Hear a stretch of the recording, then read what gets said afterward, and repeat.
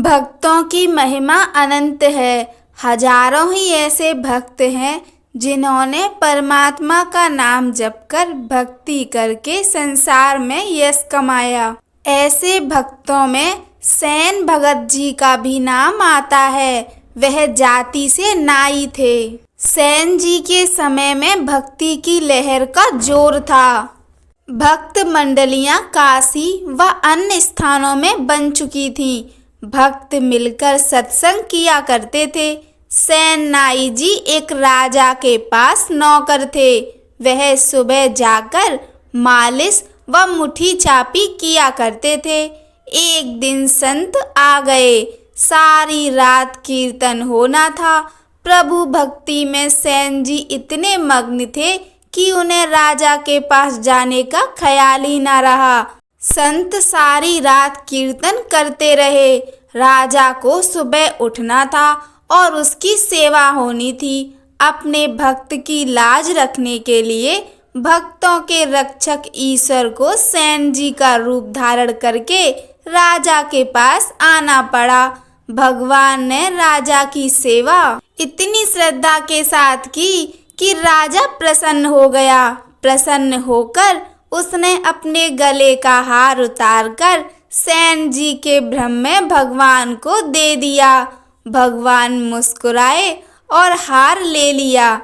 अपनी माया शक्ति से उन्होंने वह हार सेन जी के गले में डाल दिया और उनको पता तक न लगा। प्रभु भक्तों के प्रेम में ऐसा बंध जाता कि वश में होकर कहीं नहीं जाता। सुबह हुई। सेन जी को होश आया कि वह महल में नहीं गए तो राजा नाराज हो जाएगा। यह सोचकर वह महल की तरफ चल पड़े। आगे राजा बांधवगढ़ अपने महल में टहल रहा था। उसने स्नान करके नए वस्त्र पहन लिए थे। सेन उदासी के साथ राजा के पास पहुंचा तो राजा ने पूछा, सेन अब फिर क्यों आए? क्या किसी और चीज की जरूरत है? आज तुम्हारी सेवा से हम बहुत खुश हुए हैं। सेन ने सोचा कि राजा मेरे से नाराज हैं। उसने कांपते हुए विनती की, महाराज क्षमा कीजिए, मैं नहीं आ सका। भक्तजन आ गए थे तो रात भर कीर्तन होता रहा। यह बात सुनकर राजा बहुत हैरान हुआ। उसने कहा, आज तुम्हें क्या हो गया है? यह कैसी बातें कर रहे हो? मेरे पास तुम समय पर आए, सोए को उठाया, नाखून काटे, मालिश की, स्नान करवाया, कपड़े पहनाए तथा मैंने प्रसन्न होकर अपना हार उतारकर तुझे दिया। वह हार आज तुम्हारे गले में है।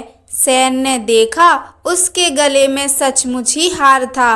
उस समय उसे ज्ञान हुआ तथा राजा को कहने लगा, यह सत्य है महाराज, मैं नहीं आया। मैं जिसकी भक्ति कर रहा था उसने स्वयं आकर मेरा कार्य किया। यह माला आपने भगवान के गले में डाल दी थी और भगवान अपनी शक्ति से मेरे गले में डाल गए। यह तो प्रभु का चमत्कार है। यह सुनकर राजा बहुत हैरान हुआ।